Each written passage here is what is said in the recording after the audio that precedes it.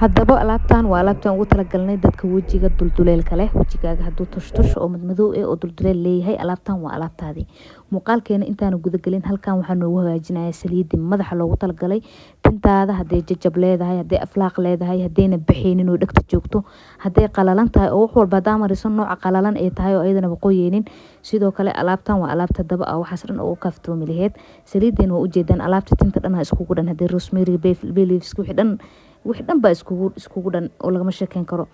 maasha Allah tabaaraka raxmaan ayadana waan ku haynaa waxa ka soo dalban kartaa nambarka waxaan kugu bingareynayaa qaybta commentiga halkaas ka soo dalban kartiin muuqaalkeena hadaan guda galna hadaba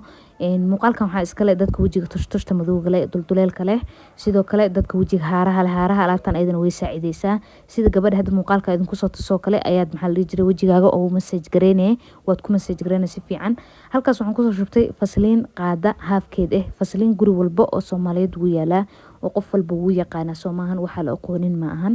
qaada haafkeed fasliin waxa ku soo darsadoo kale qaada haafkeed sokor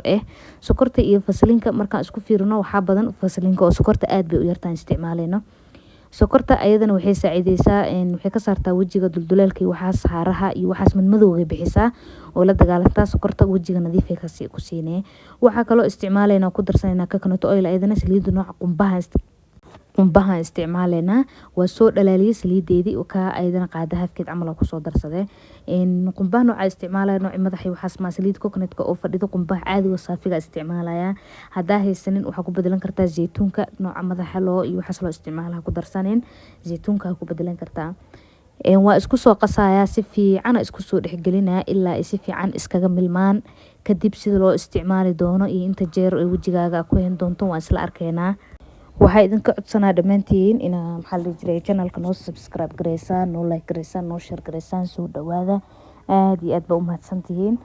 asxaabteeda hadda alaabteena si fiican isku qasaya oo waa isdhexgelinaya ilaa ay iskaga milmaan alaabtan waxa waa sirta haaraha iyo madmadowga iyo duleelka iyo waxaas la dagaalanta wajiga ka qaada waxa waa gabadhi hadda aan tusayba arkisay wajigiisa uu massage gareynaysa qaybta sanka ayaa dulduleelka leh badana calaamadaas waxa u badan dadka wajiga saliida leh wajiga saliida duulay alaabtan ayaad uga maarmaysaa hadda alaabteena u jeedan sidaas qurux badan ku soo baxday oo wax dry oo qalalan oo wajigaada dhibaateynaya ma ahan alaabteena way qoyan tahay laakiin markii aad mariso iyo inta daqiiqo aad ku heli doonto hadda ka gacanta soo mariyay gacanta soo saaray waa ku massage gareynaya laakiin wajigaaga marka uu isticmaalaysid lama rabo isla markiiba inaad soo qaado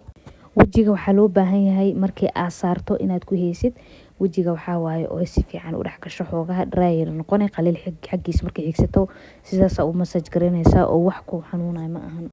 si fiican u massage gareynaysa waa ku heynaysa ilaa 5 daqiiqo kadib biyo caadi iskaga meeraysa